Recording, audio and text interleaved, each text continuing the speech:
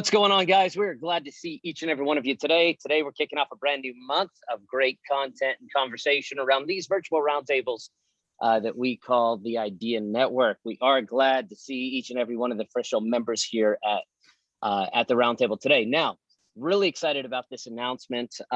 You may have heard some rumors. It's actually true. It's happening very soon, starting in the end of the month of July into August, and then closing out September. We are going to be officially reopening membership to new members. That's right, you guys are the charter members, and officially so, taking advantage of the charter membership that was launched at the end or at the beginning of 2021.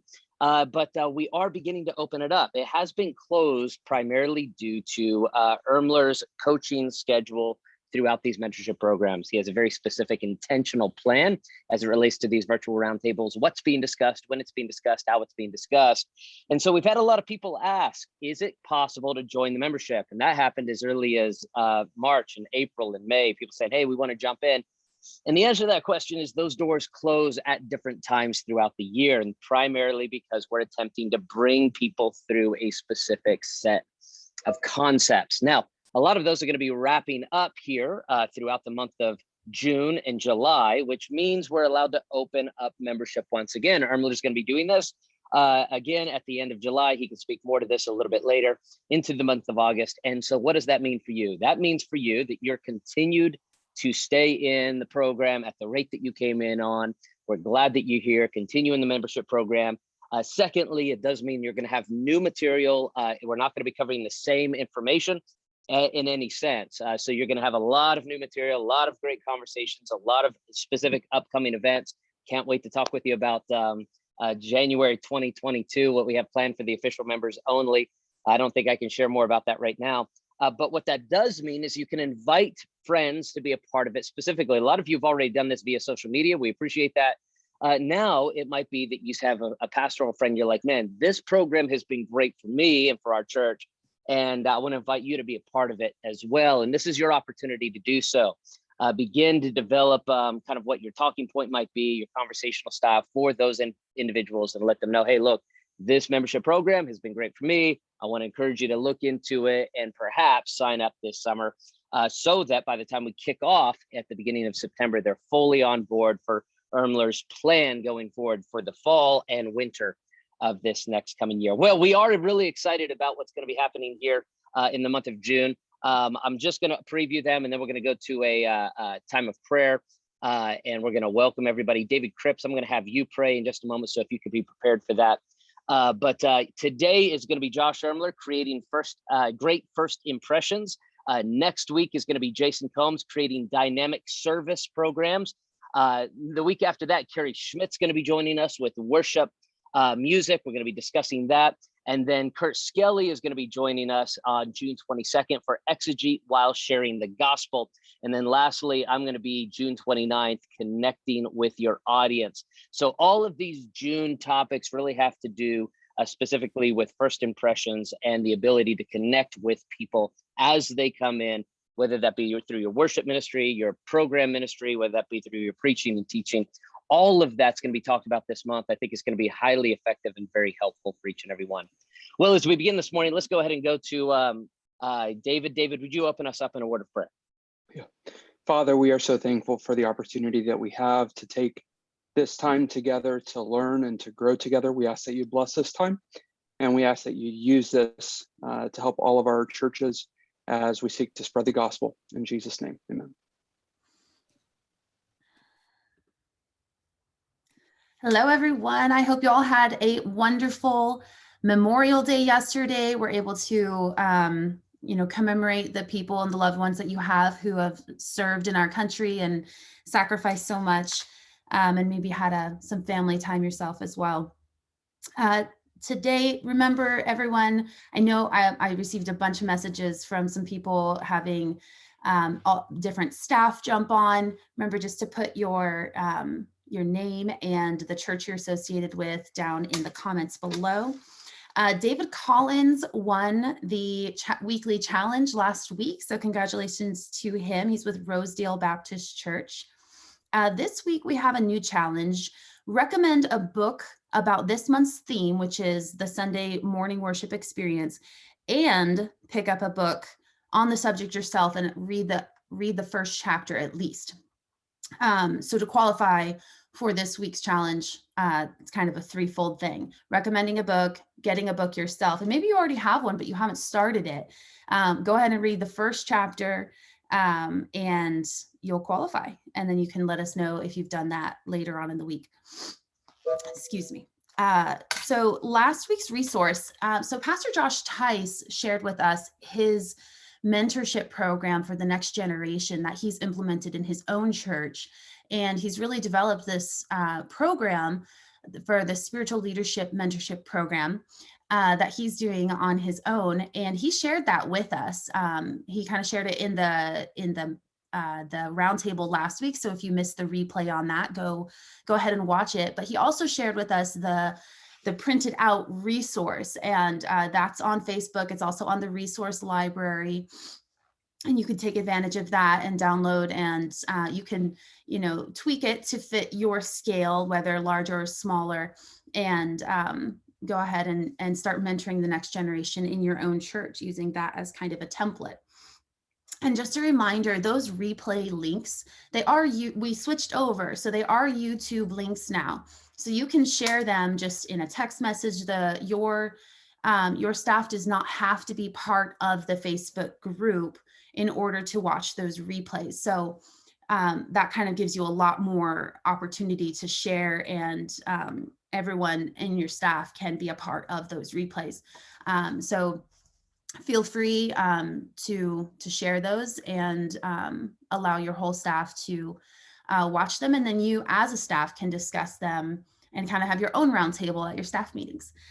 So that's all of the questions for today. I believe next up. There we go. All right, I think we're ready to dive in here to our talk for this morning. And so we're just going to talk a little bit about creating a great first impression. So in the month of June, we are on the subject of the Sunday morning experience, or the Sunday morning service. And as Tice was saying a few minutes ago, we're going to look at a lot of different aspects of this: preaching, the music. But we're going to start today a little bit with what it means to create some great first impressions.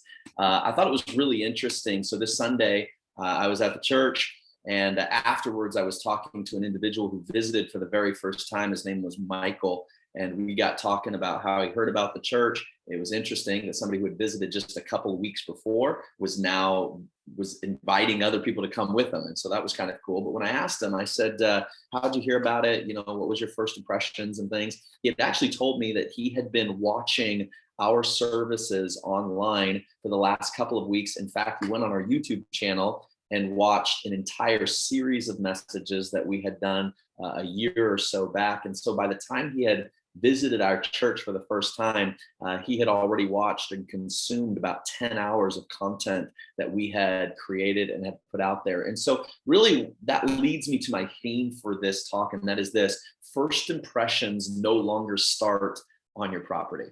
First impressions no longer start on your property. And so I want to give us 4 areas to think about first impressions. We're going to kind of unpack each of these, and then hopefully in a moment you'll have an opportunity to kind of break out into your groups and unpack them even further. So number 1, let's talk with this. Number 1, first impressions start online. First impressions start online. And as we said a moment ago, the reality is your first impression doesn't happen when somebody drives into the parking lot. First impressions don't happen when somebody walks into your lobby or sits down and hears your first sermon. First impressions now are starting way before that. It's starting through social media. And so you want to be very intentional about what content you're putting out on social media. Put out things that will be interesting to those who have never heard about your church. Highlight things about what you're doing in the community. People tend to be incredibly interested in what your church is doing for the neighborhood and for the city. And so make sure that's out there, because those first impressions are starting on social media. Make sure the quality of your social media is strong. And then second of all, online sermons. Now, this might be live streaming your Sunday services, but it also might involve your sermon, your online sermons, your YouTube channel. places to where you can put all your sermon series. Some of you have YouTube channels. What makes YouTube so great is you can create playlists. And so we have playlists around our sermons. We have playlists around our music worship videos. We have playlists around stories that we have created of people in our church, almost testimonial type stories, narratives about, how God is changing lives through our church. And so you can create all these different playlists that people who haven't even attended your church can start to review and look at. And this is really going to be part of what creates those first impressions. Why? Because first impressions now start online. All right. Let me give you a second statement as we're marching through this. Number 2, not only are first impressions, do they start online, but second of all, first impressions are made initially in the parking lot. So they start online, but then they continue in the parking lot. Literally, the moment people are driving onto your property, these first impressions are starting. It's not happening when you step up to preach your sermon. It's happening way before then. So let me give you a couple of thoughts when it comes to first impressions being made in the parking lot. Number 1, I think it's imperative that there's some great signage. Make sure you have some solid signage. Sometimes if we're not careful, we can put so much on our, initial sign. Honestly, on our sign, as people are driving by, all we have is our website. And so we just want to focus people toward where they can get more information rather than trying to highlight everything that we're doing in the church on our sign. People only got a moment as they're driving by. We want to send them to that place where they can get more information. So make sure you have great signage. I know a lot of you have greeters out in your parking lot waving these pop signs that say, hey, welcome. We're excited you're here, waving. We encourage our parking lot team to also be the waving team. And so they wave at cars that are driving by, just trying to give off a good positive vibe, a good positive first impression. And so these are ways that you're going to encourage people and kind of elevate their state even as they're moving on property. So great impressions are made in the parking lot. Another way this happens in the parking lot is through well-maintained landscaping and buildings. Just these things really, even though they might not consciously be aware of the fact that your property looks clean and organized, the reality, at least on a subconscious level, all of this is going to be helping them understand what type of church you have. I would say in regards to first impressions being made in the parking lot, have a good parking lot team. These people can wave. These people can help guests find reserved parking spots for the guest. If that's not something you're currently doing, I would highly encourage you to have special guest parking for those who are visiting for the first time. And you can have signs marking those spots. It is super helpful. It just shows that you're expecting guests. It helps your church family know that we are always anticipating guests because we literally have parking spots reserved for guests. And so it creates a culture within your church family of expectation that this is a place where we're having guests, where new people are coming all the time. And so those parking lot team can wave at folks. They can help them find the guest parking. The other thing I would say in a parking lot is I think it's really important to put a welcome team out there. Our welcome team actually is where we collect all of our contact information. So we try to get everybody's contact information before they even step in the door. Now, this might not be how you do it in your context, but we found the moment we created a tent, and we call it our welcome tent, as soon as somebody comes there, we got way more contact information by asking people to give it to us before they came into the building. We tried all the things, trying to get it during the offering time, trying to have them go to the back of the building, at the end of the service in exchange for a gift. We've tried a lot of different methods. We found that literally the best way to get contact information is to literally have a tent in the parking lot outside of your church. As guests are coming in, you get it before they ever come into the building. And then we give them a gift at that time. We give them any publications. We also have what we call runners there. So if they have kids or if they need to be directed to a certain part of the property, rather than just pointing in a direction, there's actually somebody there who can take them to the children's building, or somebody who can walk them, to the auditorium. Literally just having somebody who can maintain the relationship as those things are happening. And so that's another way in which we try to build good first impressions from the parking lot. So first impressions start online. First impressions are made in the parking lot. Here's statement number 3. Statement number 3, first impressions continue when people first step into the building. So they're not starting when they come into the building, but they are continuing when they step into the building. So for us, the way we do it in Fresno is, yes, we have parking lot that are waving, parking lot attendants that are waving, helping them direct them to a parking spot. The parking lot attendant's going to direct them to a VIP tent or a welcome tent where we're going to get their contact information, give them gifts, publications, give them somebody who can walk them to wherever they need to be, kind of get to know them a little bit. But as soon as they walk into the building, we have then a team of greeters that stand at the door, and all they're doing is greeting. Now, I understand with COVID, we're encouraging not to shake hands at this point, but we do have greeters there that are just asking, hey, is there anything you need? Anything we can do for you? Just another place for them to experience a warm smile and a friendly vibe. That's the greeting team. Once they get through the lobby at the doors of the auditorium, there are ushers, and those ushers are going to help them try to actually find a seat. You know, they'll ask them, hey, where would you like to sit? And they make sure, especially oftentimes guests are coming in late, there's not as many seats available. And so those ushers will actually help them get to their seats. And that's kind of what they're doing. And so this is how we continue with these first impressions. I would say, second of all, not only greeters, but you want a lot of signage as well. So you really can't overdo it. I mean, you can overdo it aesthetically, but as far as informational, you can't overdo the signage. Just make sure there's signage for everything. Have a sign above your auditorium, have a sign pointing to restrooms, have a sign showing people where children's ministries are. Signage, because signage is communication.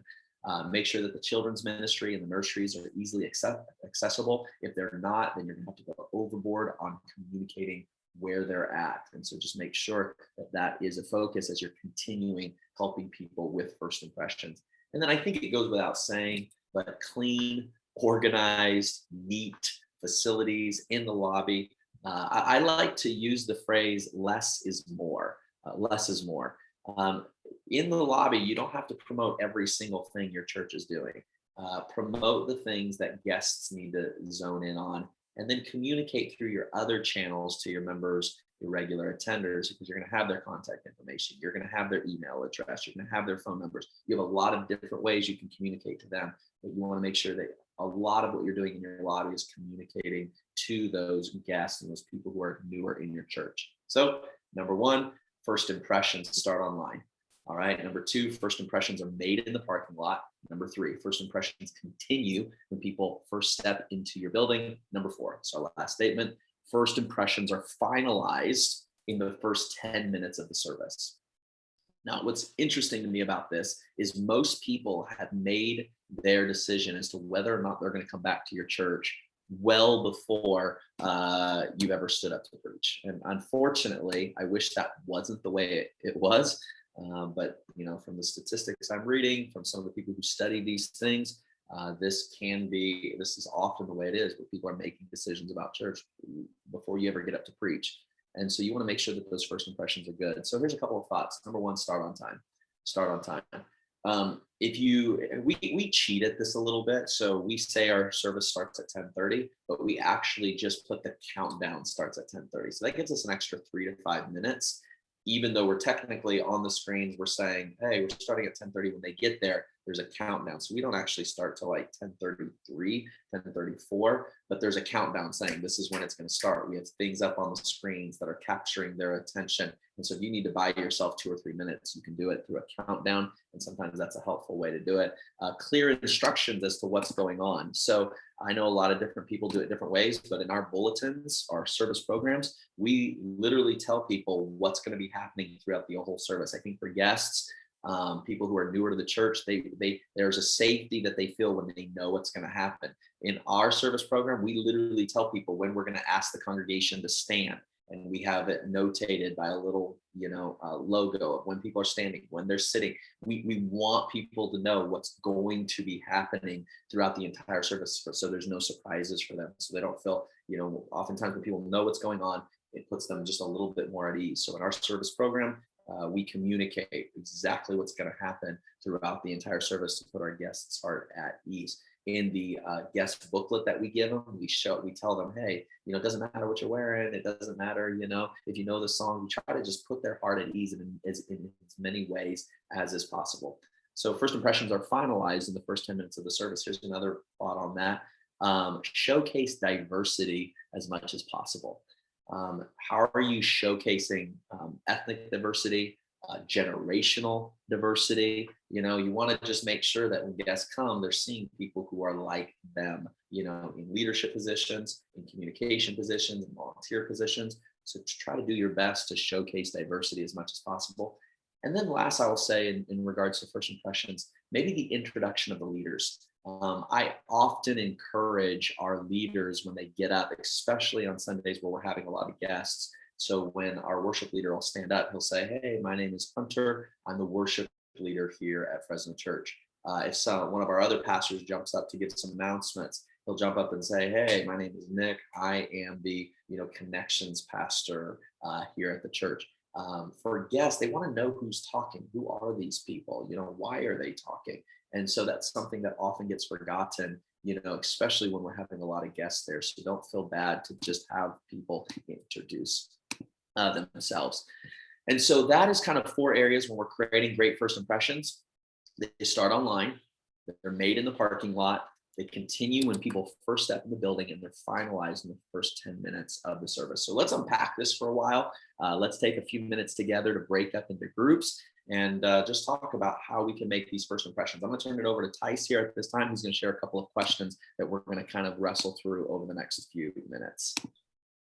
Okay, question number 1 that we want our roundtables to focus on. Number 1, what creative ideas do you utilize to make a positive first impression at your Sunday morning service? So we want to know from you. We've got some ideas from earlier, but you may have had some ideas that are just absolutely going to change our perspective on a lot of things. So what are those ideas? Number 2, what area of your first impression strategy could use the most help? Okay, so there's multiple venues, right? Talk about online, parking lot, once you get into the auditorium, on the platform, the entire thing. Which area for you, you're like, man, that's what I really need help with right now? And then number 3, what book or podcasts help you most when it comes to the content and context of your first impressions ministry? If you could share that resource, because once we go through this 1 hour, we may want to dive a little bit deeper with some book that you have found that can be a great help. Okay, let's go ahead and divide up into our groups. We'll see you there.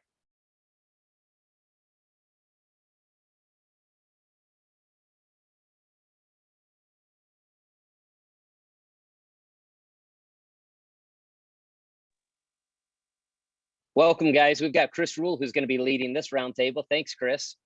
Hey, man, glad to have you. So, well, let's dive right in with the first question. If everybody wants to just go ahead and unmute now, unless you've got some background noise, I understand, but that way we can just speak when we're ready and just show politeness if we talk over each other. You know how it goes.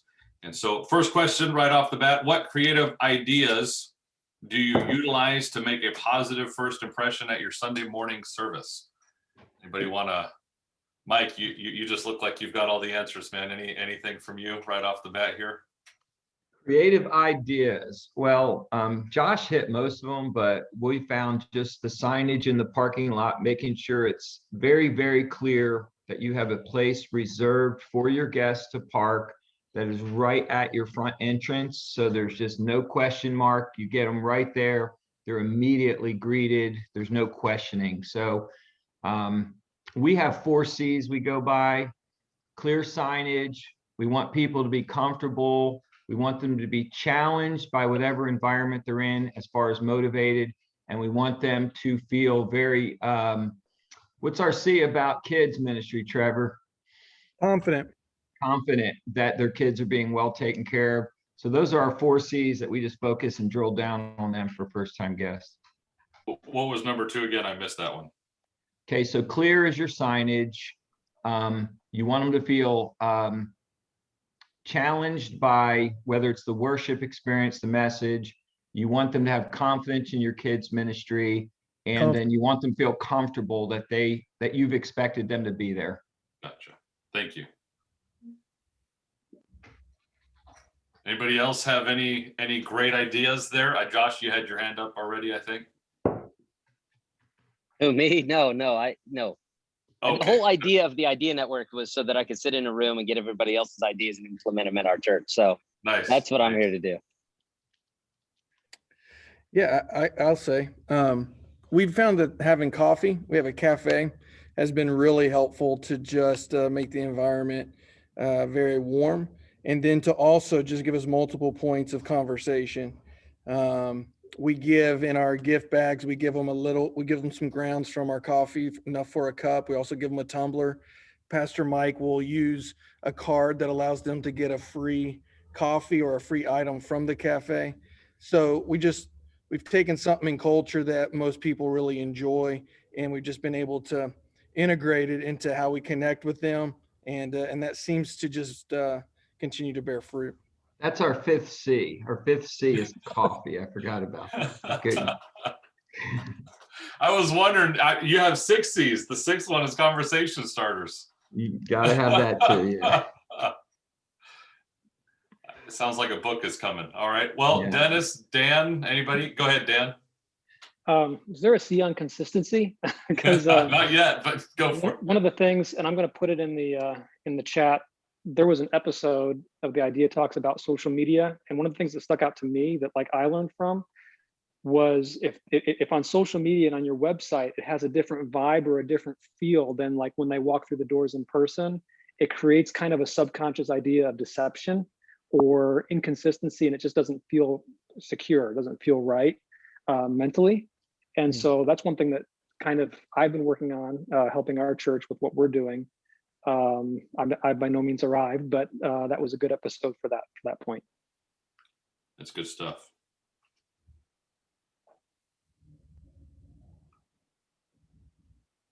David, I'll jump in real quick. Oh, go ahead, Dennis. I was just going to say, I don't think it's necessarily a new creative idea, but something that we've really tried to put emphasis on in the last few years is really just training our greeters and folks who are first impressions. So we don't have anybody in the parking lot because we literally don't have a big parking lot. Like people park up and down the street. So we just have people at the doors. But really just training them to, I know it's a word overused, but just to connect with people. I think sometimes we can kind of get the mentality that, folks coming into the church, it's just another person, and so we can almost have the Walmart mentality of welcome to Walmart, enjoy your day shopping, welcome to church, enjoy your day. But really trying to train them when people come in, hey, my name's Dennis, what's your name? Are you from the Moses Lake area? How long have you lived here? And really just trying to find some sort of connection. We're in our community is 45,000 or so that are in our reachable area. So you're probably going to know somebody that they know. So we just try to connect with them, I think is a big idea that, it's simple, but something that we've seen provide some success in being able just to help people feel comfortable their first few minutes. It's good. Yeah, we have our youth pastor Dale Curdy has these a box of cards, and on those cards are just random questions like favorite color, favorite animal, favorite whatever. Would not be a bad idea to have your greeters have conversation starters like that. That it helps train them with that. What can I say to keep this conversation from getting dry? And connecting with them. That's really good. Some connection questions. Good. Who else? Yeah, for us, an exercise that we've gone through that has been really helpful for us is with some of our leaders. Because the longer that you're doing it, you just kind of go blind to everything that's around. But we actually started outside of our property, and together with some of our leaders, we asked this question. We said, if I was a first-time guest, what would I want to experience at every level of coming into the church? So we started outside, and we said, okay, what do we want our team to look like outside? And then we walked through our entire building. And then as we started communicating that with our welcome team and the different stations, then they've all adopted the mentality of, hey, I know that, whenever I open the door, that the next thing that we want people to experience is we want them to get a coffee. So really they've developed that mentality of, hey, I'm going to pass them off to the next leaders of this next section. So just thinking through, what do we want our guests to experience like every single minute of that first 10 minutes that's been really helpful for us. And then the next thing for us is we're more on the offense. So whenever it comes to things like giving them coffee, like serving them coffee, not asking questions like, hey, would you like a coffee? Because that puts them in a defensive position, but saying, would you like the coffee or water? So we're putting that guest, we're trying to put them at ease as much as possible. So those are just a couple of things that we're trying to do. Good. That's good.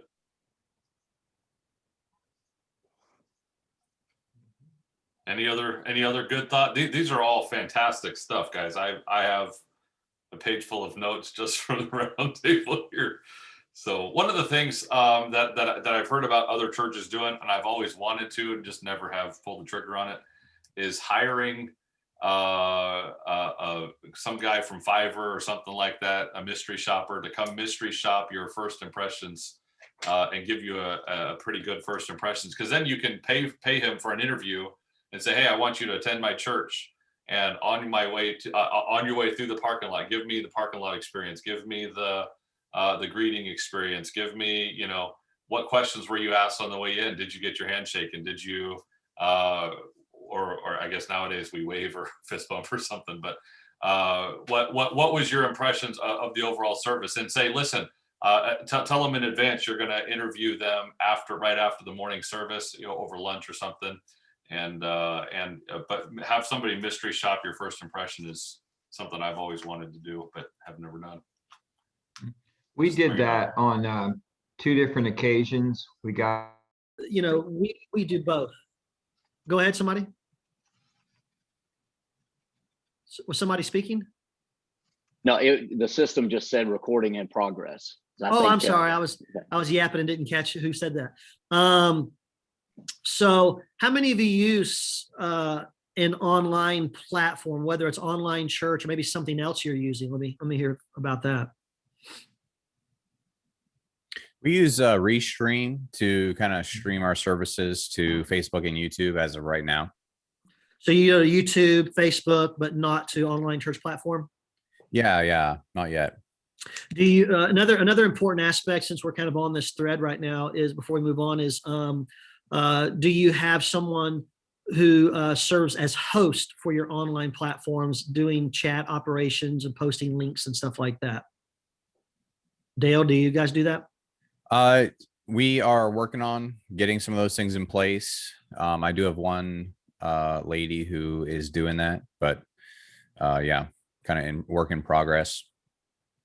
Yeah, if you'll keep a working doc, one of the things about online church is it has host chat sections where you can copy and paste a bunch of links and different things like that. So if you have blurps or links that go up during, you know, like giving during the giving link during giving, or sermon notes during the sermon, or decision links or connect links or all those, you can have someone real time posting as a volunteer host, and having a pre-script where they just copy and paste into the comments is a big helpful little insight there.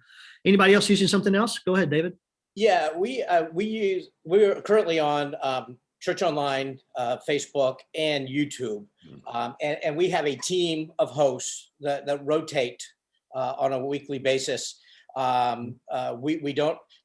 have 2 hosts per week, one that will cover the Church Online, one that will cover Facebook. We don't really cover YouTube. We have found that most people that are watching YouTube live are just throwing it up on a TV monitor and aren't really interactive in that. But yeah, and I would agree with the Church Online. The tools that they have there are just tremendous. One of the things that they have added back, you used to be able to see who was on your service. If they log in, they had taken that away, but they have added that back on. You can now see your audience, and you can see who you're chatting with and talking with as well. Yeah. All right. So, begins online, continues outside, continues inside, and then finalizes within the worship service itself. So let's jump into our 3 questions, because time's slipping by us very quickly here. So number 1, and you can go back and tie into any of these 4 thoughts that he shared with your creative ideas, but let me just hear from some of you guys about what creative ideas you are utilizing currently at your ministry that you feel is making an impact with regards to your first impressions. Who'd like to share some ideas there? Go ahead, Philip. We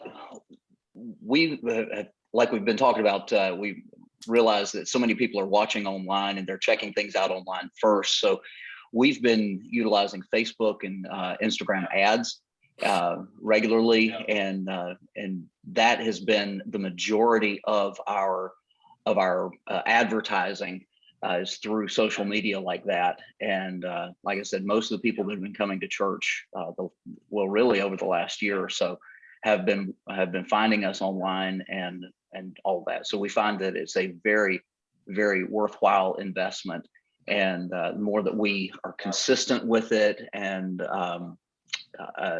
keep it looking good, and not trying to make it look like, we're trying to sell something, but it's just a regular post, but we just boost it, and that's been very, very effective for us. Yeah, I agree wholeheartedly. For us, Facebook ads, as far as community outreach, as far as information and stuff like that, Facebook ads is king right now. It's so reasonably priced. We can reach 10 times the amount of homes for a tenth of the price of a mail out. Most mail outs get thrown in the mail anyways, but if somebody's scrolling and a sponsored ad pops up, like right now, we're doing block parties. Normally this year we're doing VBS. We decided to change it up this year because of post-COVID and to go with block parties at both of our campuses throughout the summer. So we're actually doing 2 here at Orland at our main campus, and then 1 at our Chicago location. But all of our advertising so far has been through. We did do invite cards as well, but our Facebook ad, I think I spent $100 over the last 5 days, and our website has already in the first day and a half gotten over 200 clicks. And the video, little 1-minute video with just pictures and video of what it's going to look like and things like that, with a little bit of information on it, and of course with the link, is like 2,000-3,000 views already just in a couple of days. I mean, so we've only spent so far maybe 20 or 30 bucks, and we've already gotten 200 plus clicks on our website. So we were in our staff meeting earlier today. We were actually talking about, it's like, we have no idea what to expect. And I said, one thing I'm actually concerned about is we're like one of the first community events post-COVID where everything's kind of open back up. The mask mandates have dropped and all that. People are looking for things to do. I'm afraid we're going to end up having hundreds more people on campus than we have prepared for. But I said, we'll find out tomorrow.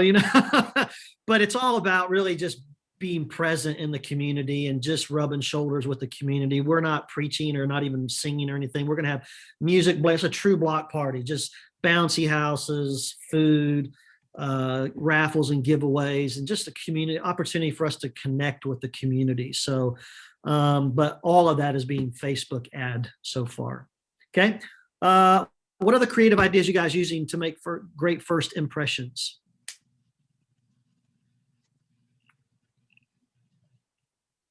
Come on, guys. We recently implemented the QR code, and kind of using that a little bit. And I'd be interested to know, he mentioned like first 10 minutes of the service. And I'd be curious to know what you guys, maybe if you guys have something specific within those first 10 minutes. Something that we did just the other day that was a little different was we kind of introduced our Mother's Day gift, and my wife did that. And she kind of wrapped it up and used kind of a personal testimony with it. And it seemed to really resonate with a lot of people. So I thought of that when he said to use different people up there and in different parts of the service. So I'd be curious if do you guys implement something specific in the first 10 minutes, anything like that? There are 3 things we do within that first 10 minutes that I feel are critical with regards to first impressions. The first one would be we usually do like 2 songs right up front. We have a countdown. We have kind of an opener video that just about our church in general, kind of shares our vision, mission statement, and then it kind of opens up the service on a high note and then high energy. And then we go into 2 songs. After those first 2 songs, our worship pastor will do a very brief overview welcome. And even with COVID and all this stuff, we used to shake hands, do a lot of stuff, but now we like just turn and say hi to someone near you, kind of creates that moment of community in the church. Then he does a brief welcome card talk. Then after that, we have an announcement video, and in that video, it welcomes everyone again and asks them to connect with us in several different ways. They can either text the word welcome to a number, QR code. Dale, we started implementing QR codes about 2 months ago because a lot of people are using mobile devices or can use their mobile device to scan that and get to a Connect card quickly. We also do the old school physical Connect card in the pew backs. So we just kind of let everybody know about those ways, and we thank them for taking time to be with us and welcome. Then after the video's done, we have other announcements, and then I come up and basically do a full welcome talk. Or sometimes I'll have other staff, like he said, have other staff in front of them as well. I've even wanted to get to where we're recruiting a normal church attender or members to kind of lead that part as well. That way it's not so leadership heavy, and it's more of just people in the church, of the church, by the church, and for the church, kind of talking to other people in the church, kind of a feel. And we're trying to recruit, because you want people who can talk well, and all that stuff is also. But so when I walk through, we actually, once I say, hey, watching online or in person, we're so glad you're here today. And then I'll always kind of conclude the welcome talk portion by saying, Ashburn family, would you join me in welcoming all of our guests to church today?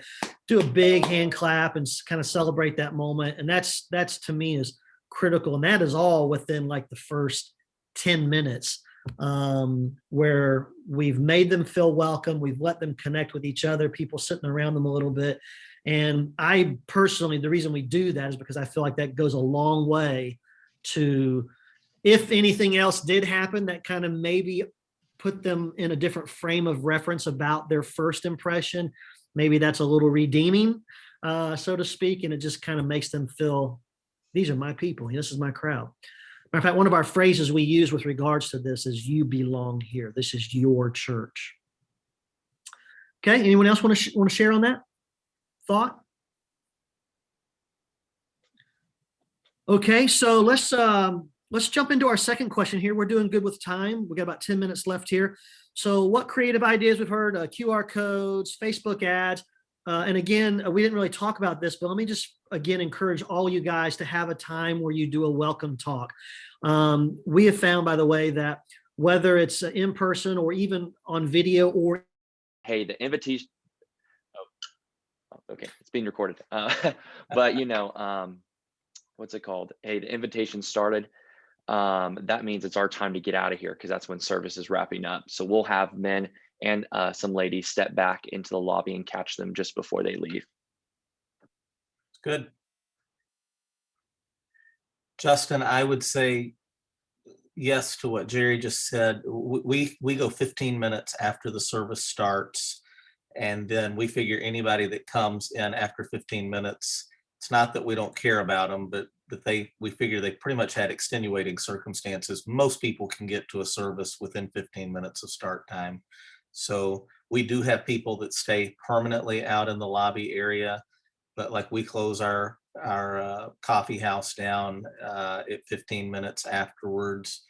The other thing that I would say, that at least in our context, I know Tice would say this out in Las Vegas, the more unchurched people you reach, the more movement you're just going to naturally have.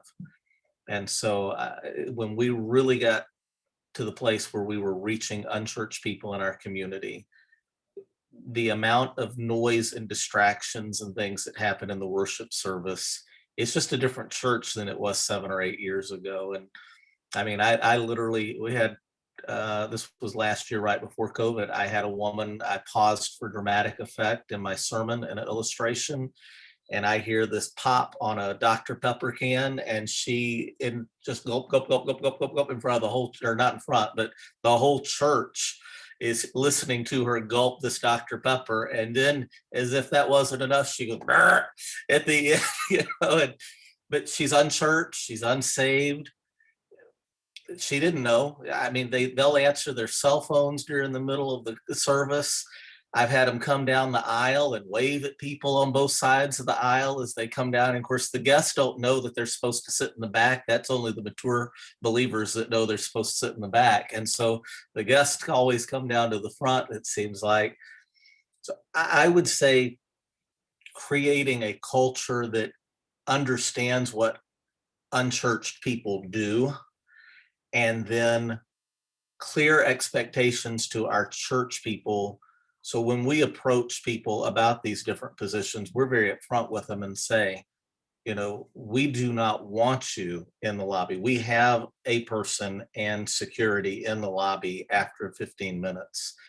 And so we don't want you in the lobby just missing the service, and just being direct in our expectations right up front. And then if they can't and won't, it's not that we get rid of them. We just, we do all of our ministries, our these type levels, greeter levels and all that are heavily short-term commitments, because that's one of our processes for getting people to serve in these, or starting in these areas. And so if they just don't work out, we go find a different area for them to be involved in and keep them moving. Is kind of how we've done it. So that's good. What areas are you guys, you know, I don't know about you guys, but the journey of always the impression and doing better.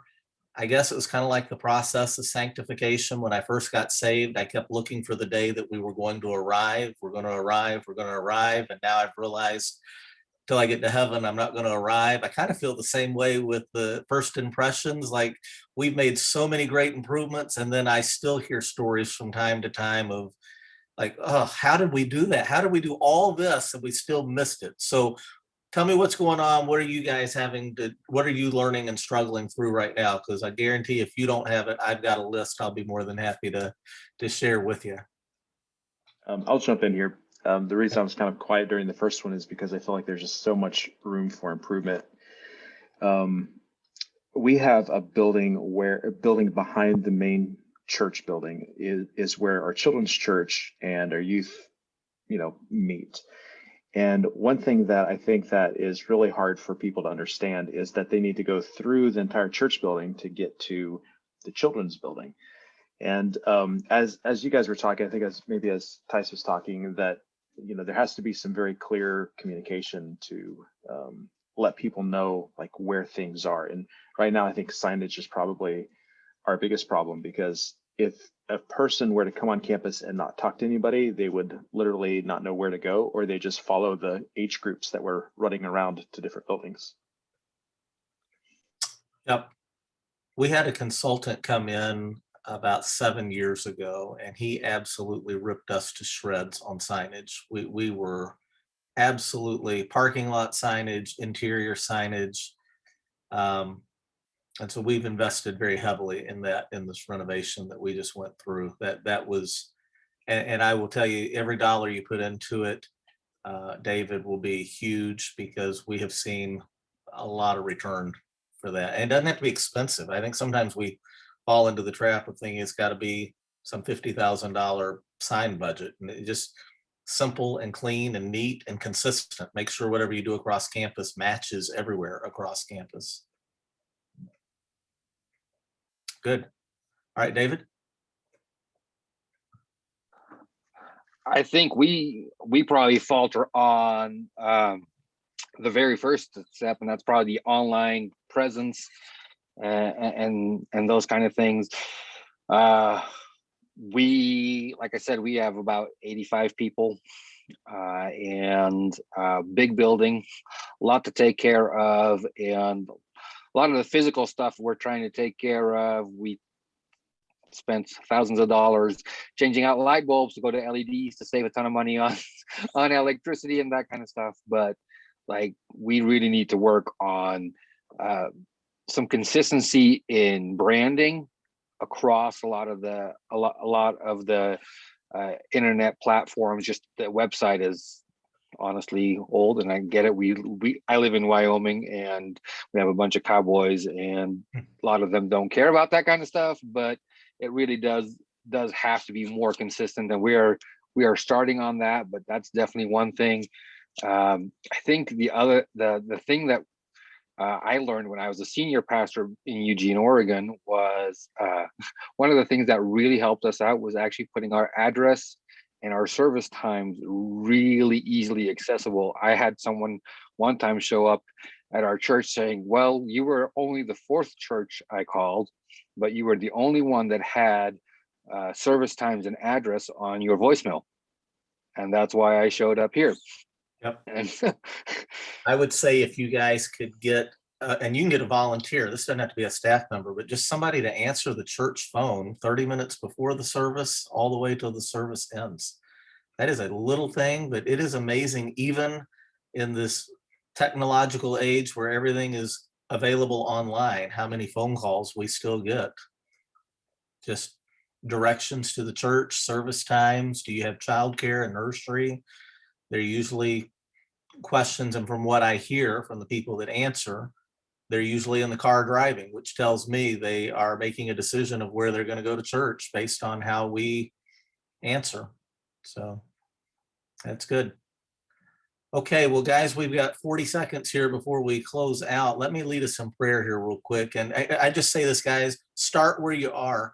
We're still a work in progress. We haven't figured it all out, and just start where you are and eat the elephant one bite at a time, okay? Let's pray together. Lord, thank you so much for these things that we've heard today. May they challenge us. May we do everything as best we can, first class for you, not, Lord, within trying to meet goals financially that we can't make, but Lord, just doing the best we can with what we have. And we'll thank you for it. Bless each of these guys. Thank you for the Idea Network and all that it means. In Jesus' name, amen. Okay, guys, see you in just a few. We can just see his shadowed outline, which is looking better and better, by the way. Thank you, Josh. I appreciate it.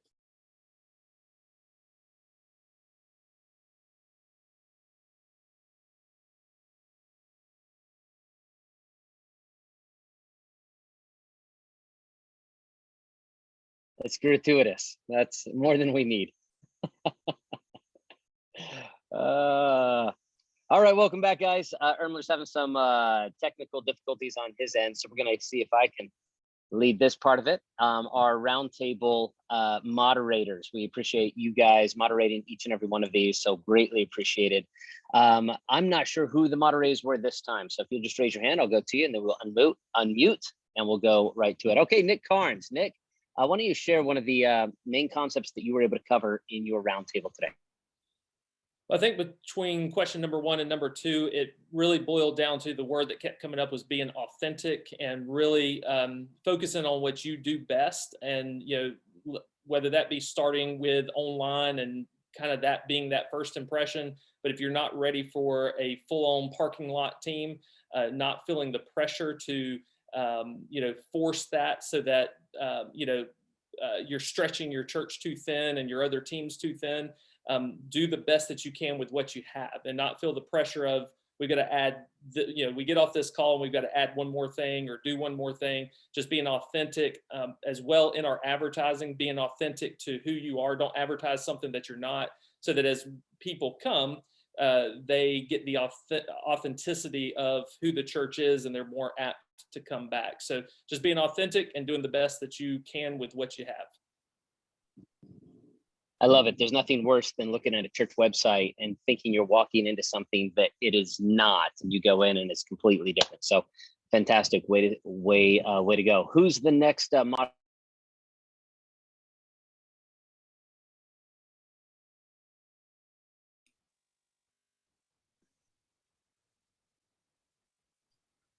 Josh, we lost you. Did you call on me? I'm sorry. Yes, Robbie, go for it. Okay. Hey, I think one of the things that was a takeaway from our group, because we had everything from church plants to medium-sized churches to larger, is just start where you are. Start now. That may be cleaning out the junk, that may be cleaning up the cleanliness of the building, but just start where you are. And there were great ideas from, you know, adding music to the parking lots to that you can do for cheap. We'll put that in the resources. That was something that was mentioned in our group. And there's, you know, I think what was already said by Nick, just being authentic, starting where you are with what you have available and making the best of it. starting today. I love it. Chris Rule, go ahead. Okay. Basically, Mike Grover gave us like a 17-point outline, all starting with the letter C on what him and his church does. So I would definitely highly recommend getting a conversation with him. But also, Dennis Fountain really drove home the idea of connecting, constantly push for that connection, whether you're in the parking lot, whether you're inside, try to connect with them, even all the way down to eye-to-eye contact. You know, that's not something that we don't always think about, but eye-to-eye contact with your guests. And so I thought that was really good. And then also Trevor was talking about improved leadership culture that is connected as well. And so as leaders, we need to make sure that we are developing other leaders that are connected and kind of in that way. So I thought that was really good. And then we had some books that were put into the chat: Unwelcome, Mission Drift, Sticky Church. Mike Grover talked about the Unstuck podcast. And so those would be good resources. Love it. People are the mission. Danny Franks, very well stated. Okay, next. Who is the next one? Moderator, raise your hand and I'll go to you. All right, Tommy. Hey, good afternoon, everybody. A lot of us touched on a lot of the same things, so I'll just throw in some different things that we hadn't heard about yet. All of this stuff was amazing, but one of the questions we had was about having if your impression begins online before somebody even gets to the church, how can you, as a smaller church, maybe avail yourself of good quality social media presence? And someone presented outreach.com as a great resource. And I asked, how much was it? It's like $20 a month. And they will post up to, this was just an example of like one post a day. So, wow. Somebody who doesn't have in-house graphic people and stuff like that, they can outsource for as little as $20 a day just to create some quality content to establish, the presence in their community. One of the other things that came up was a guy was mentioning, signage and all this stuff is one of his biggest needs. And, when I came, everything in our church was 30 years old. So I just threw out the ideas of, it's amazing what a fresh coat of paint and a 20-yard dumpster can do to freshen things up. And you can use color paint on walls and color signage to really bring a lot of a new feel to an older building. And that really helps. And another idea that's more recent, but it helps develop a first impression, is just another little side thing, is Linktree. A lot of churches are starting to use Linktree to really have a one-stop shop for all of the ways to connect. And we just made that shift about a month ago, and that's been very, very big help for us. Thanks, Tommy. Hey, for sake of time, because we like to keep it at an hour, let me just go right to preview and then we'll let you go, guys. Look, we're really looking forward to the Idea Night.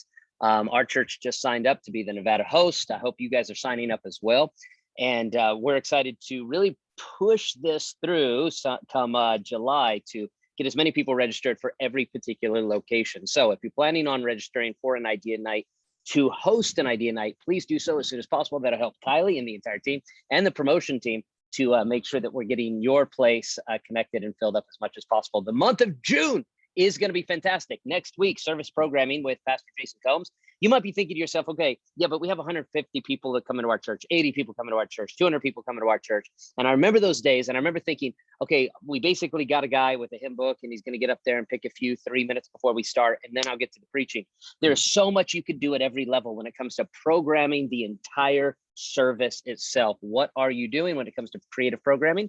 We're going to be talking about that next week with Jason Combs. The week after that, Carrie Schmidt, we're going to have a great discussion about worship music within the local church congregation and how specifically do you advance it forward, especially when you're trying to bring some people along who aren't quite ready. Kurt Skelly, exegete, while sharing the gospel. So how can you be gospel centric as well as move through books of the Bible?